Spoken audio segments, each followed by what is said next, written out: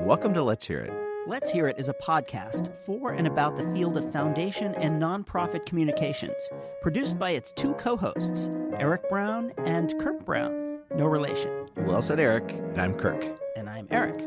Let's Hear It is sponsored by the Kenneth Rainin Foundation, which enhances quality of life by championing the arts, promoting early childhood literacy, and supporting research to cure chronic disease. Online at krfoundation.org.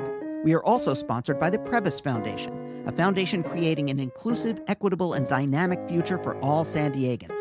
Check out their amazingly good podcast, Stop and Talk, hosted by Grant Oliphant and Crystal Page. You can find them at stopandtalkpodcast.com. You can find Let's Hear It on any podcast subscription platform. You can find us online at letshearitcast.com. And if you like the show, please rate us on Apple Podcasts so that more people can find us. Let's get on to the show.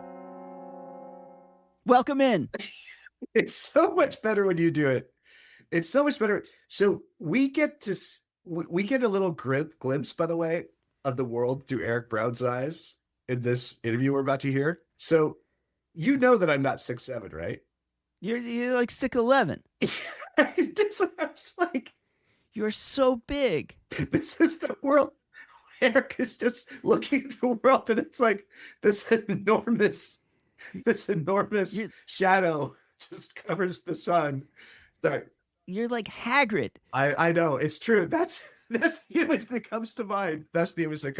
So you're a clean-shaven Hagrid. If Hagrid had visited a tonsorial parlor, but he would be Kirk. Marc Moorghen has said he's made it finally, because after his long, illustrious career, he's finally on Let's Hear It, and he's finally made it. And that was maybe the kindest thing that anybody's ever said about Let's Hear It is coming on stage. And I felt the draft of smoke blowing up my skirt. Well, it's effective though. We're on your side. If you come on here and you start saying nice things about Let's Hear It, you've won us over. So yes, welcome in everybody. You found us in this our whatever season it is, which we've stopped. Season 8, I think. We've lost track. We don't keep track. We don't commemorate anymore.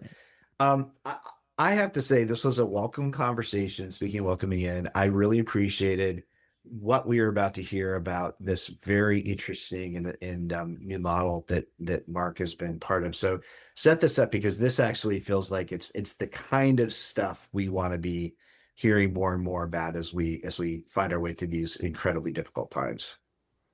Yes, I had a fabulous conversation with my old pal and, dare I say, crony, Marc Moorghen, who is the Vice President of Marketing and Communications at Lever for Change, which is a very interesting organization. It was started by the MacArthur Foundation, and what they do is they connect donors with great nonprofit organizations, usually through these great big open calls and so-called funding challenges.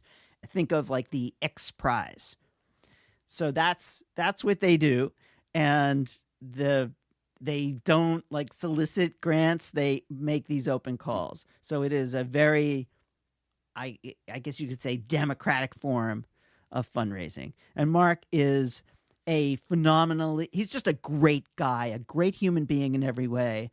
I dearly love him. His empathy and his, I don't know what you want, his pathos and bathos and athos and porthos, he like wears it on his sleeve, and you get a sense how important he has been to that organization and frankly to all of the organizations he has worked with. He's just a terrific guy. He's really, really smart. He's a learner. He's a sponge. He's a connector.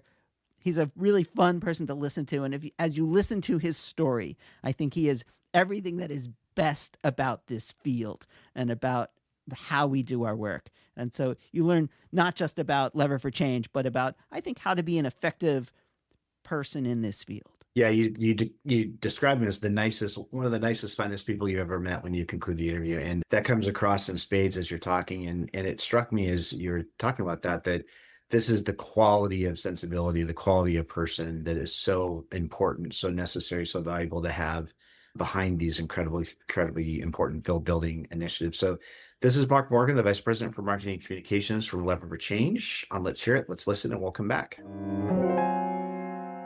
Welcome to Let's Hear It. My guest today is my longtime pal and fellow philanthropy communications troublemaker, none other than Marc Moorghen. Now, Marc is Vice President of Marketing Communications at Lever for Change, a nonprofit that's founded by the John D. and Catherine T. MacArthur Foundation to connect donors with bold solutions to some of the world's most enduring challenges.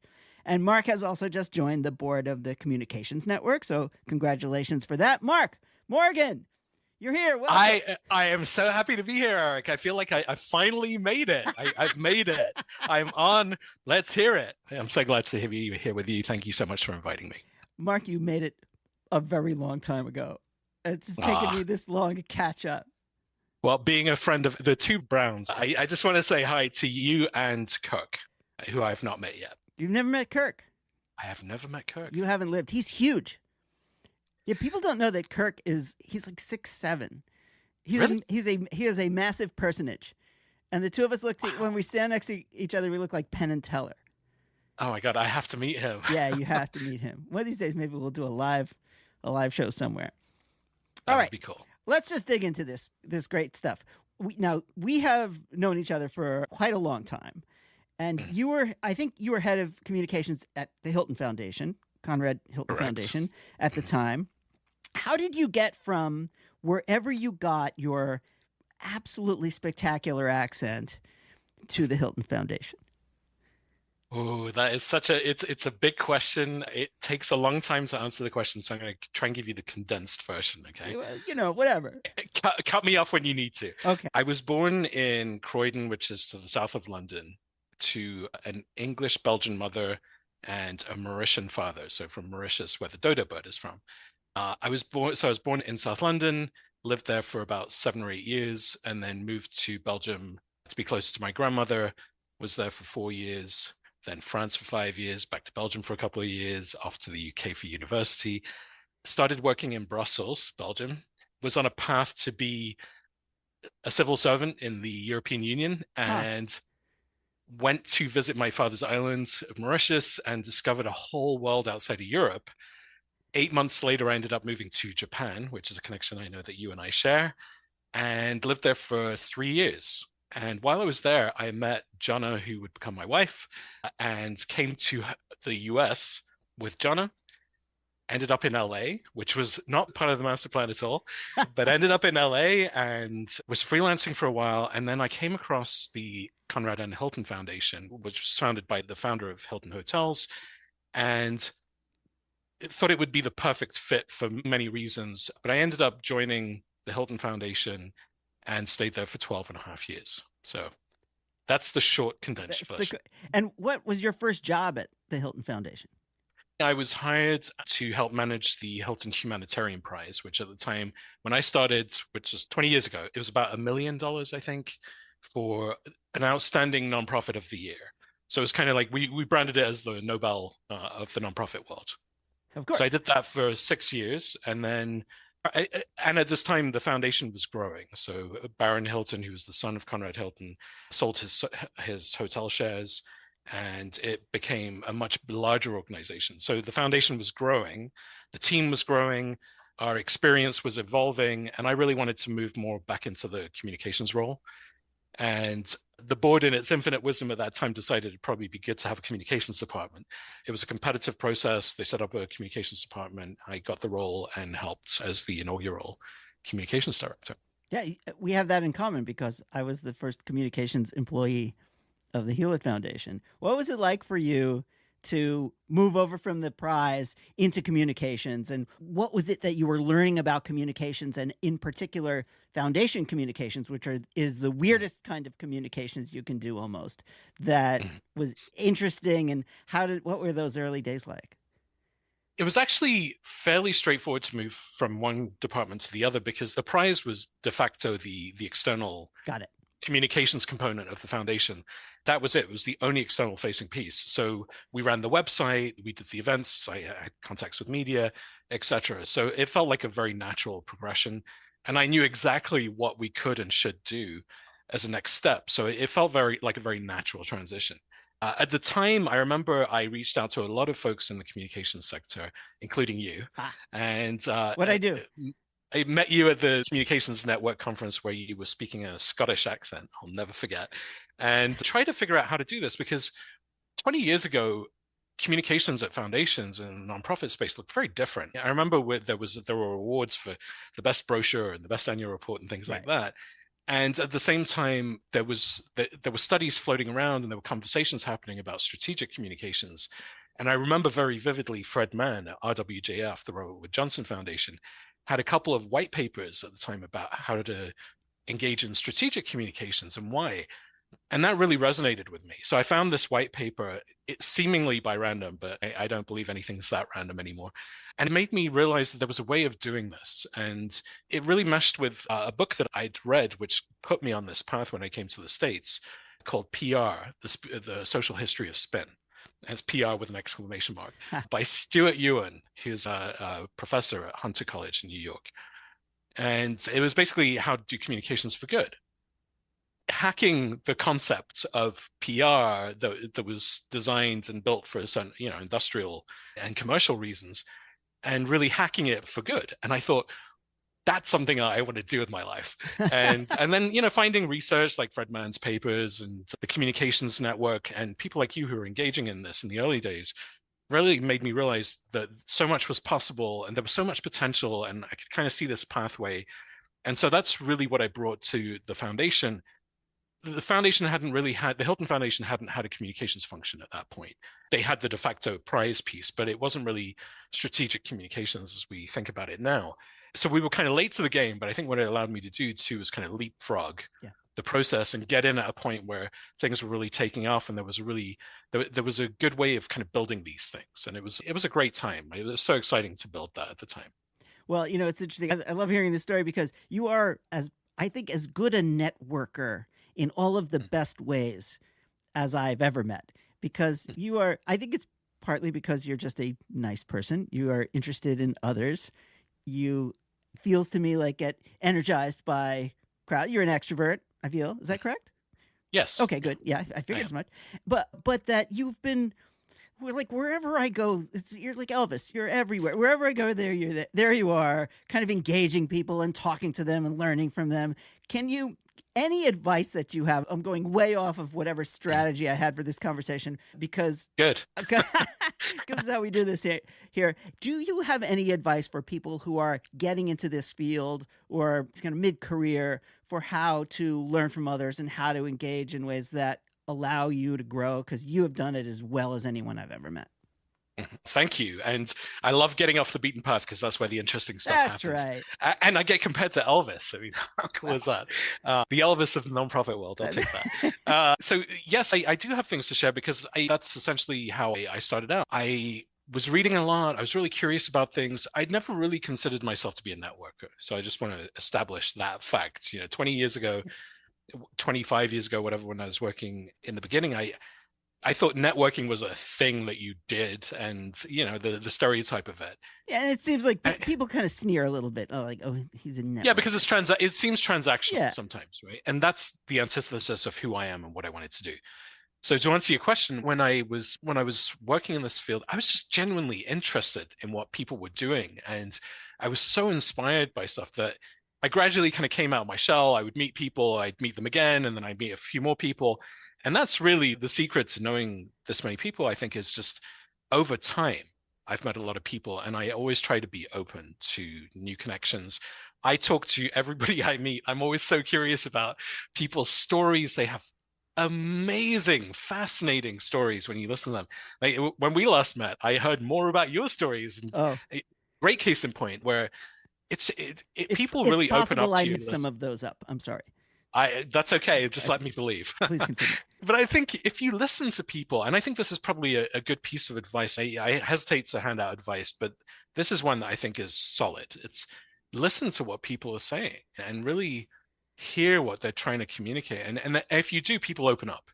So I think I've just genuinely always been curious. I was always the little kid who would ask my mom, like, why this, why that? And I'd always try to understand. And I was a very bookish kid. And I read a lot. And so I've just always been curious about how things work and what makes people tick and like how people do some things or why they do them or to what end. And I think that's really helped me just meet a lot of people and learn so much. So it's not so much, yeah, the networking is valuable because I do believe there's real power in knowing people and to, have a large group of people that you can reach out to and ask questions. So, like, for instance, I went to you and asked questions about how to set up a communications department and things like that.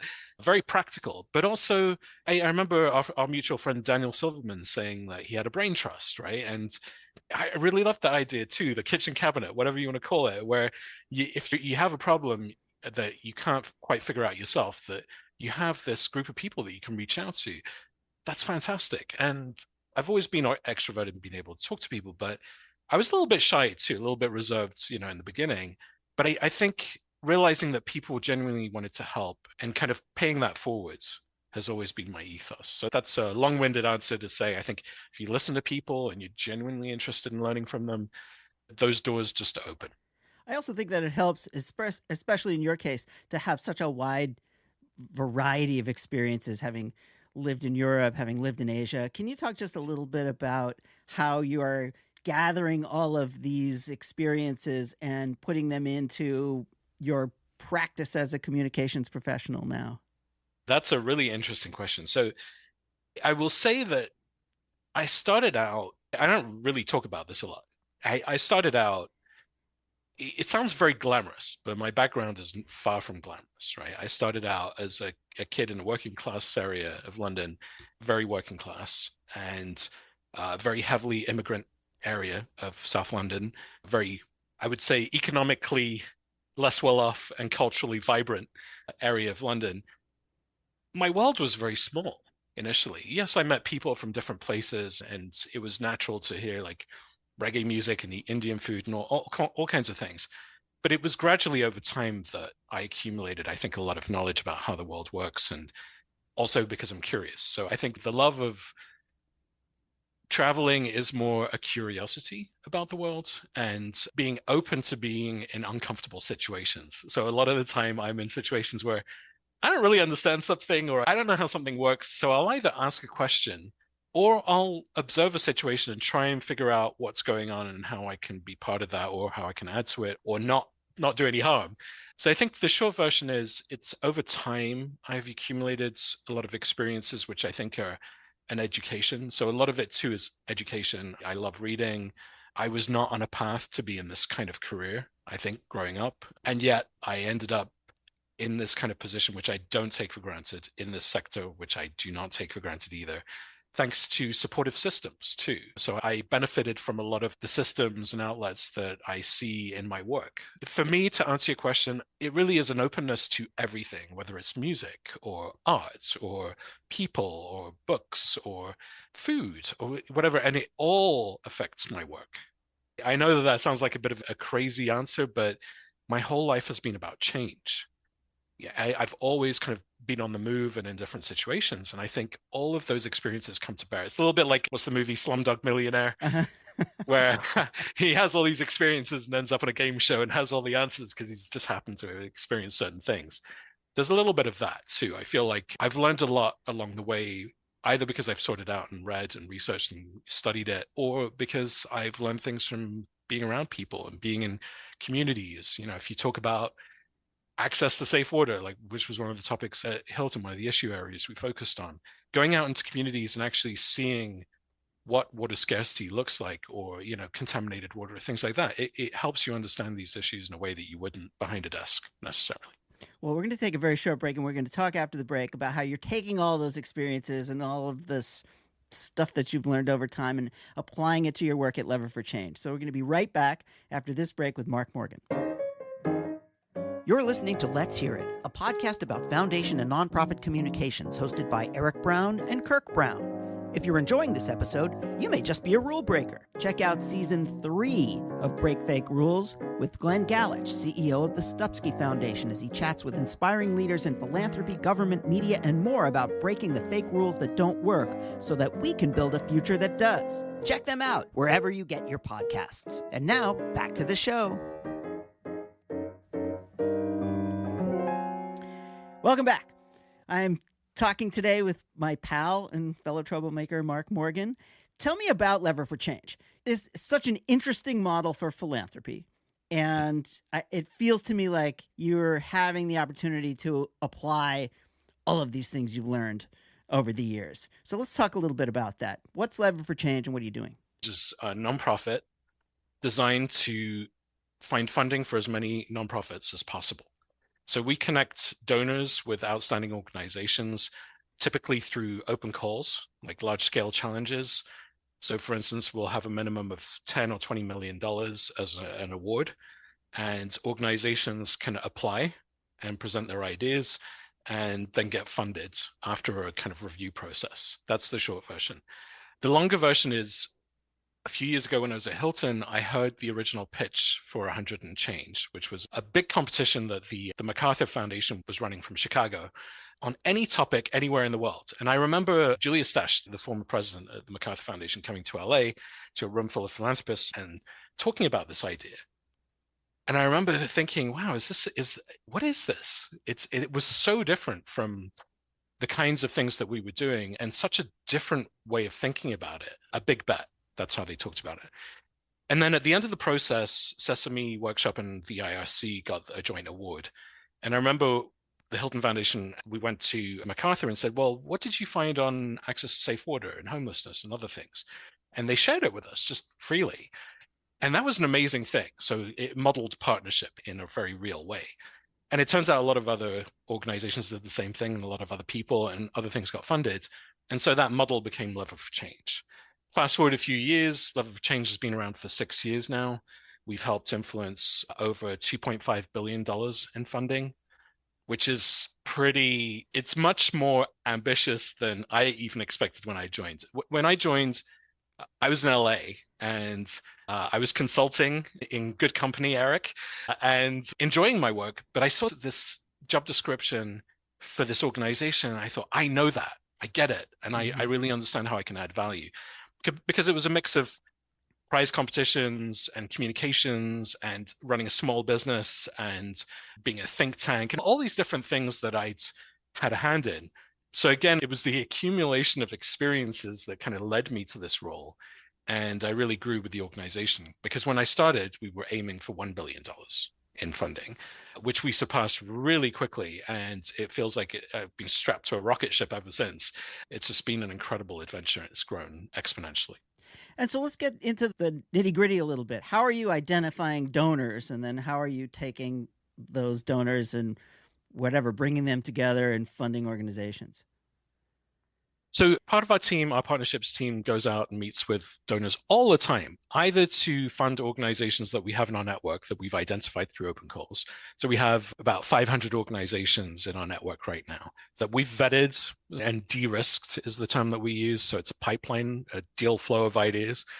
And so we're always shopping those around, trying to get more funding for organizations. We're also trying to build that pipeline, and that's through the open call mechanism. So we pitch thematic ideas to funders around the country and around the world. People also come to us. So originally, Lever for Change was founded with the idea that it would appeal more to what we call ultra high net worth individuals, people who have $30 million or more in Rich assets. People.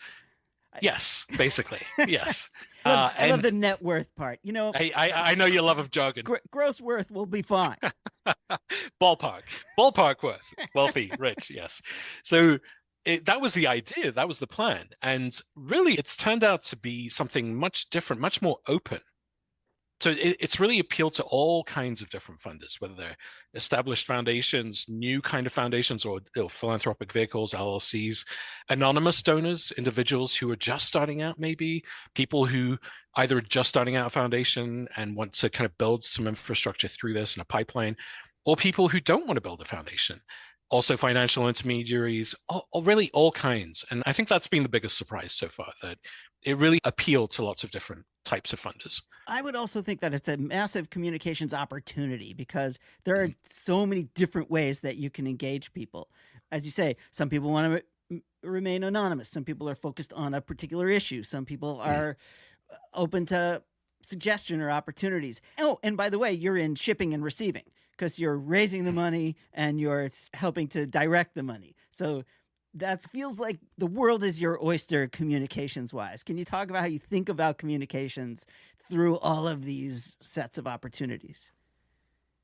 Yes, it started out in one place. So when I joined, I thought about it very much in terms of campaigns, right? Different clients were running different campaigns for different issues and for different reasons with different levels of visibility. Some of them wanted attention, some of them didn't want attention, with different teams. Some of them had teams, some of them had no teams, some of them had multiple teams.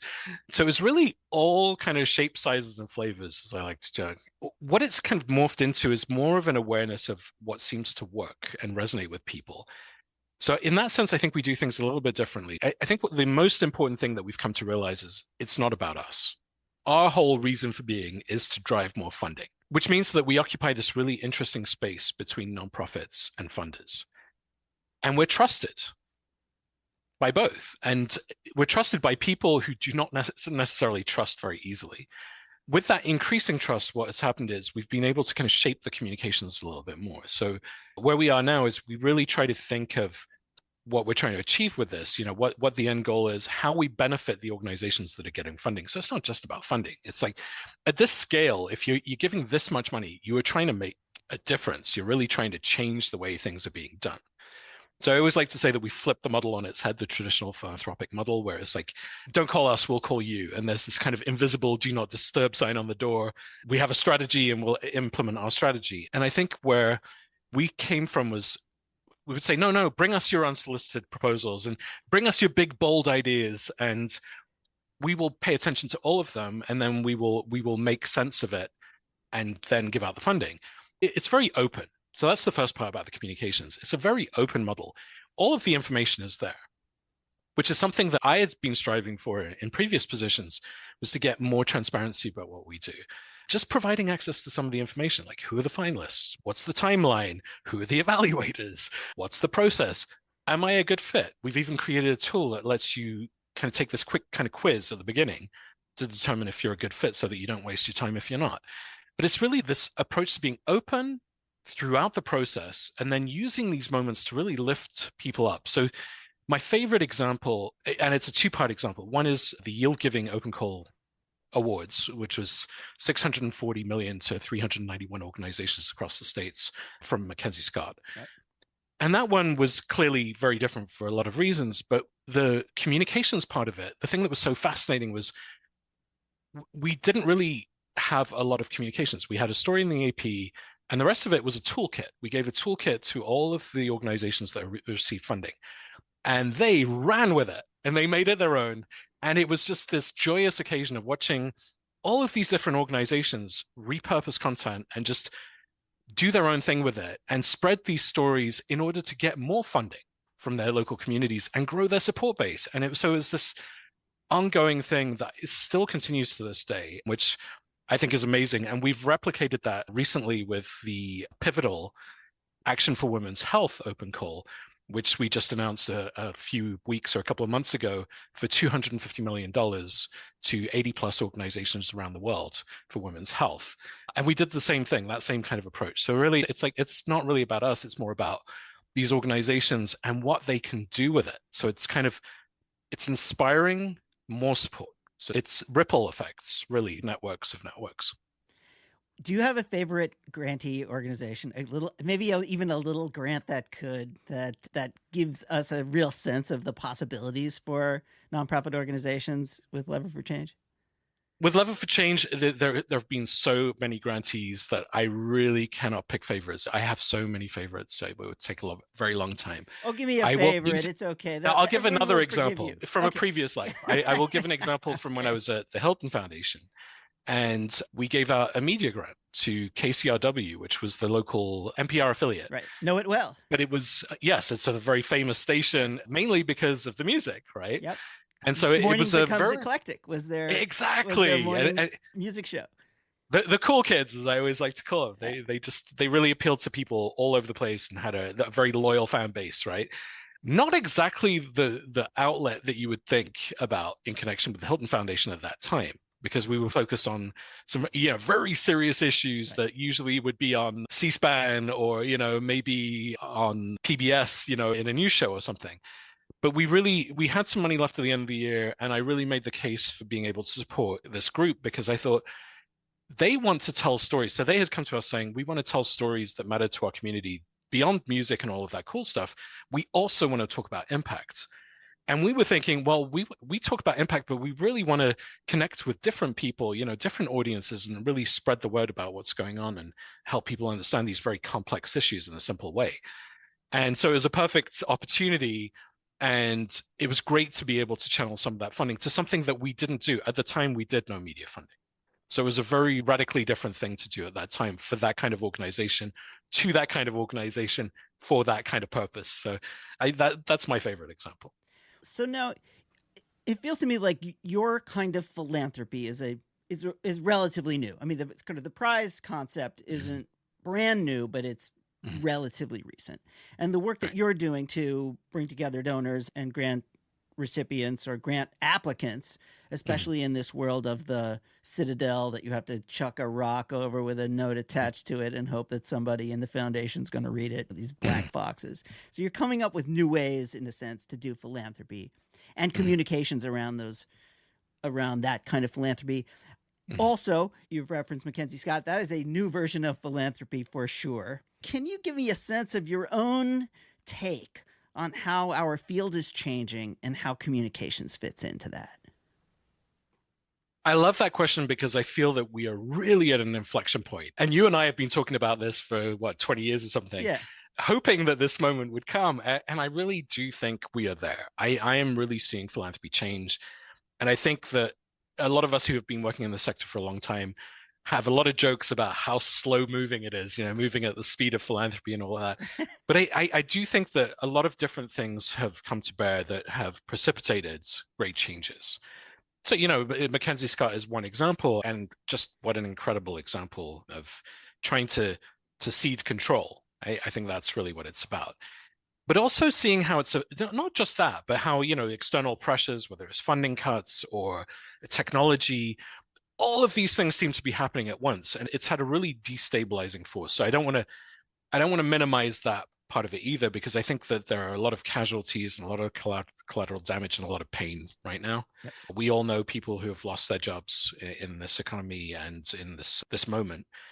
And at the same time, I think we recognize that at some point, things are really going to be very different. And I think it's an opportunity to think about how we do things differently, because they weren't that great 5, 10, 20 years ago. Good old days were... Right, the good old days didn't really exist. But definitely... not as good as we remember. Yeah. So I think where Level for Change comes into this equation is, I really admire the MacArthur Foundation for trying something different. And at the time, like I said, I was in the audience listening to this thing, and I thought, is this a PR thing, a PR stunt, or what is this? Because it was so different. But for a foundation the size of MacArthur to try something different, and I think they've actually maintained that very well. They still take risks and try different things. It was kind of groundbreaking at the time, and I think it's really paid off if you think about it. Investing initially in this tiny little ragtag band of people who'd go off and do this thing, and then it has this impact and leverages more and more funding. That was a really bold thing to do, but I'm seeing others do these kinds of things too. So the large-scale funding thing at the time, 10 years ago, was more rare. It's becoming more common now. So that's changing. I think the idea of unrestricted funding is becoming more normalized, which is fantastic. Yep. That I didn't anticipate that happening as quickly as it has. There's still a lot of resistance, I have to say. There's a lot of research that shows that philanthropy and giving is changing and should change, and that there are reasons to do it. Detailed research, and people still resist it because there's a certain way of doing things. So it's a culture shift. It's a generational shift, a culture shift, a demographic shift. But I think where organizations like Level for Change, and we're not the only ones, there's Blue Meridian Partners, Co-Impact, Borealis Philanthropy, there are lots of these kind of new models, are trying to not replace other ways of doing things. We're not replacing foundations. We're providing a different way of doing things. So for instance, I always say, even if you trust us, if you're a foundation, trust us with 5% of your portfolio, or if you're an investor, 5%, give it a try and see what you uncover. Because what we try to do is really get beyond your known network. You don't need to know a program officer at Level for Change. You don't need to know me. You don't need to know one of our board members. It doesn't make any difference. It really is a more kind of democratic way of giving and distributing funding. And so I think the idea of trying new ways is really taking off right now. And I'm seeing this across the board. I'm seeing every month now there's something new popping up, and people are adopting each other's practices. Just so you know, behind the scenes with the organizations I just mentioned, our peers, we all share information too. So it's becoming a lot more of a partnership, which I think before we talked about partnerships a lot, but we didn't actually do it very well. Now I'm seeing more of that taking hold, and I think that's actually very promising for the future of giving. Well, you do need to know Marc Moorghen, because he is one of the nicest, finest human beings I've ever met. And he is a font of information. You have learned so much and taught so much. I'm just so grateful for you for coming on the show. I'm grateful for you for being my friend and for all the work that you do. Thanks, Marc. Thank you, Eric. I'm so honored that I was on your show. I finally made it. I always glad to spend time with you, and thank you so much for the chat. Well, the pleasure is mine. Marc Moorghen, thank you again. Thank you, Eric. And we're back. So it's true that Marc does have a spectacular accent, but even more importantly, Marc has an incredible story. And I have to say, like, one of the things that was struck me as he was describing his background, working class area of London, kind of in this very small, economically limited world, but also immigrants, very dynamic, but just this notion of kind of not fitting in. And I was thought to myself, is that a quality that maybe effective communicators shares, that we empathize with? We know what it means to not fit in, and actually that gives us this second sight, if you will. It's like we can kind of see the world in a different way. And I'm not prepared to write a dissertation about that. I'm not prepared to do any research, but it just struck me, like, I was like, Marc, like you've managed your way through this world of very, very different pieces, and you found a way to make it all fit together. And is that part of your story, is that you actually know what it is to not fit in, and so then you get that yearning to, like, help others fit in and become part of something bigger than themselves. I don't know. It made me think about that when you're having that part of your conversation. Well, the fact that he has lived so many places and done so many things, it's a kind of a really good argument for diversity in the broadest sense, which is that you have the opportunity to see and learn from and benefit from lots of different things.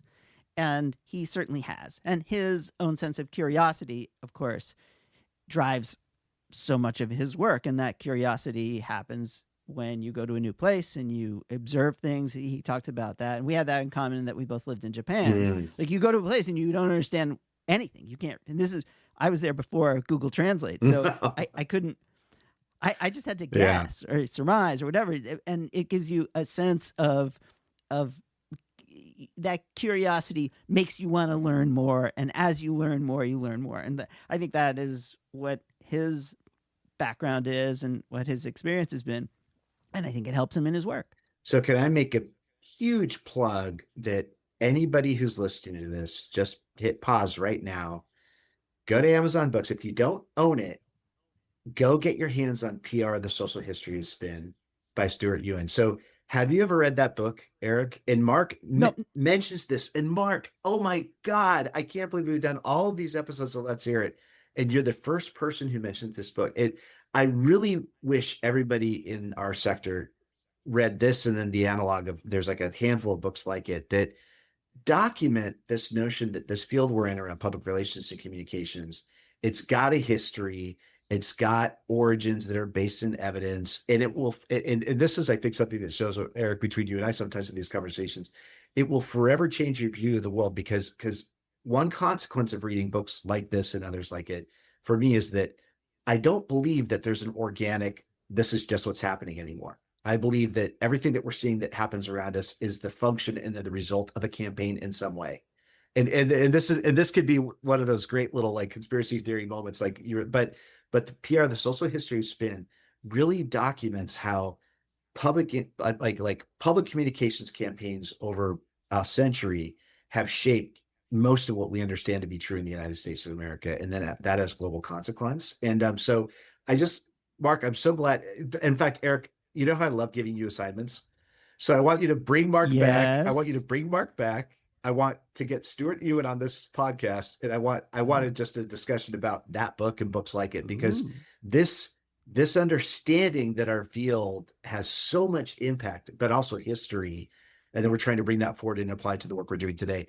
That that little call out, it was just a little beat. It actually got Marc mobilized to work in this field. I'm like, well, then that book is doing everything it needs to be doing. But books like that are transformative. So I just want to make a pitch for a book like that. And have you read something like that in your career, Eric, that was like, oh my God, this helps me understand like what I'm doing with this whole field and what's going on with all this stuff? Huh. No. Yeah. Actually, so The I Smart had Chart. never heard of the book. I had never heard of the book. Yeah, well, the Smart Chart for sure was from Spitfire Strategies was a huge. Many things have been influential to me, but there has never been the book that spun my head around. So here's a crazy thing. All right, I don't know if this is ethical, but I'm going to go for it anyway. It's great. If someone leaves us a legitimate Apple Podcast review, so they can't lie and say the show is good if they don't think it's good. Right. But if it's reasonably close to how they actually feel, I will personally buy you a copy of PR: The Social History of Spin, and I will send it to you. So that's it. So you get in contact with us. Say here's my Apple Podcast review. Take a screenshot, send it to me.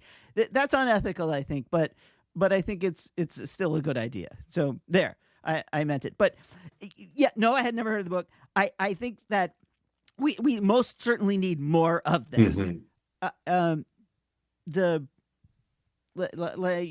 There's a lot of good material out there. It's getting better. That's for sure.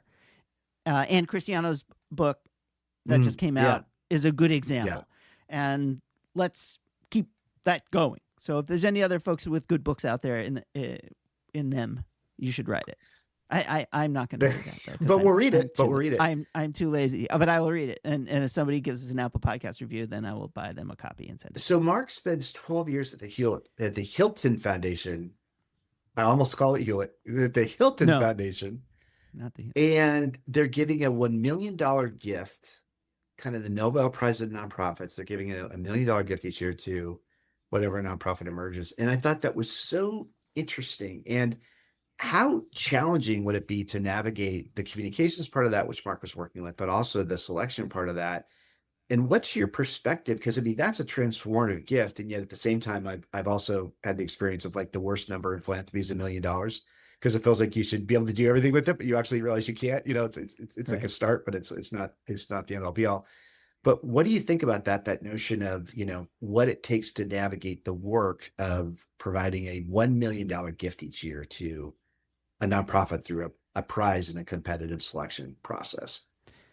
The prize issue can be challenging in that you don't want organizations to spend a ton of time and money and resources for something that they may not get. Mm-hmm. And therefore, and I think they've gotten good at this, at trying to mitigate the time and the expense on the grant seeker who may not get the grant. But that's always the one of the things about prizes that you have to be careful about, which is you got to make it easy for them to apply, and you have to.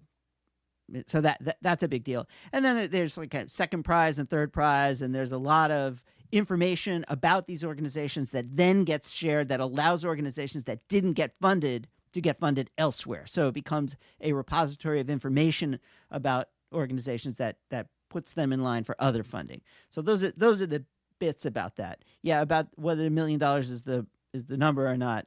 Certainly these the grants that they are now that Lever for Change is doing are in excess of $1 million. Right. So it's transformative amounts of money. Yeah.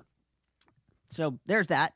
Well, it made me wonder for the Hilton Foundation process if they were actually able to disclose kind of the second place candidates, because I was thinking that would be a super effective way to organize your grant making. Just fund all the second place folks, because like the folks that are emerging, they all have effective programs too. And it made me think too about the MacKenzie Scott model, and just being like, I'm going to make the transaction costs for you as an organization as low as possible.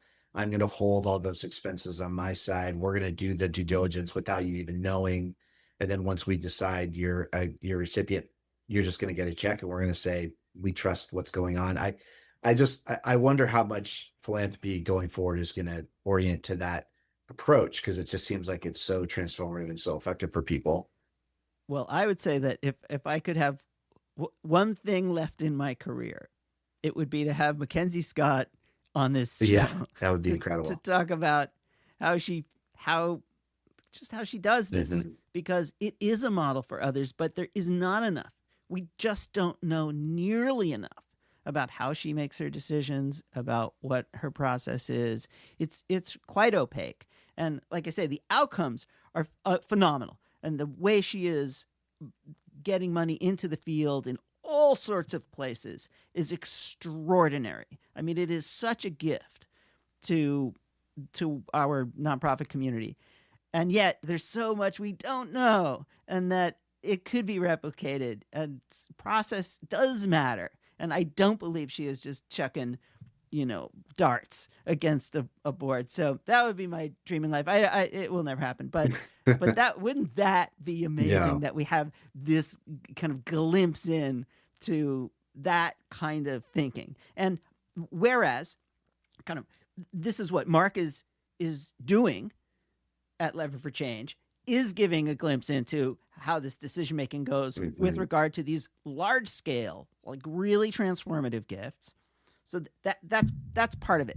And it would be great to get more of that from others, and particularly MacKenzie Scott. So if you're out there listening, I'm sure MacKenzie Scott is an avid listener. Can't wait for a new episode to drop, and just kind of, hangs on every day, like just refreshes the website. So that would be my hope. One of the things I appreciated in Marc's self-reflection, he said he never considered himself a networker, but over time he's met lots of people, and he's really honed this capacity to listen to what other people are saying and hear what they have to say. And I thought that was such a great synopsis for what it would take to succeed in the role that he's been thrust in, which he obviously sought out, but to be part of this process with Lever for Change. And I also love how, as impactful as it's been, and is it true that in 6 years they've influenced over 1.5 billion dollars in funding? That it's over, their scale has been that big. They started, their target was $1 billion initially, and now it's over. They surpassed that. It's 2.5 billion. 2.5. That's a lot of money. That's a lot of money. And yet, the Marc's self-reflection on it is that it really sounds like a small startup enterprise that was, recently we were talking about what it looks like for foundations to take risks. This, I think, is a risk that was taken. And it just seems like hopefully from the standpoint of what MacArthur was trying to do, this has been an enormous success. I mean, is that your, and you need people like Marc to sit at the center of it to try to create the outcomes that you're looking to create. Well, and the influencing of the funding, one of the most important components of being able to influence that funding is communication. Yes. Yeah. And if foundation person out there thinks that communications doesn't matter, you're just going to give the money to your grantee and good things will happen, you're wrong. Because leverage, it's in their name. Leverage means being able to get more power out of a certain amount of energy that you put in. And, that's what a lever is. It allows you to lift a piano with two guys. So, and that's what communications is for philanthropy. The more you are able to communicate about what an organization is trying to achieve, how they're going to get there, why this organization is good, where there's need, where there's opportunity, all those things, the more you can do that, the more ideas and money and influence you bring into whatever it is you're doing. And that's the nature of this show. It's the nature of so many of the work of our colleagues. That's why we do what we do, because communications and the cost of communications is pennies on the dollar. It's like leverage times leverage. It is really, really cheap compared to the money that you are getting out the door. And if you are bringing in more money and helping your grantees become more effective because of their better understanding of communications, your investment went way up. And that's, I think, one of the great lessons about Lever for Change. And it's why that organization is successful as it is because they do understand communications and they use it as effectively as possible. So, God bless. Mazel tov. And you can't anticipate all the positive directions that's going to go. And I was thinking, Marc having that capacity to be a high trust person, to navigate conversations, think strategically, just on the donor side, think about how powerful that is, because they're networking with donors all the time. They got started and had a certain thought about how the donor piece would work. All of a sudden they realized, wait a minute, the kinds of donors that might be attracted to what we're doing, this is way more diffuse than we had thought. It's going to be high net worth individuals. It's going to be anonymous donors. I'm not even going to do a foundation, but I have the resources to be part of something. Maybe I'm just part of a financing mechanism. We're looking for a good place to locate resources, and opening the door to those conversations creates all of those opportunities for that outcome to be created. And I don't know if on day one they would have thought they were going to have such broad appeal. My guess is maybe not. They probably thought they were going to work with a certain set of a type of foundation or something like that. And suddenly they realized, oh no, we can do so much more, let alone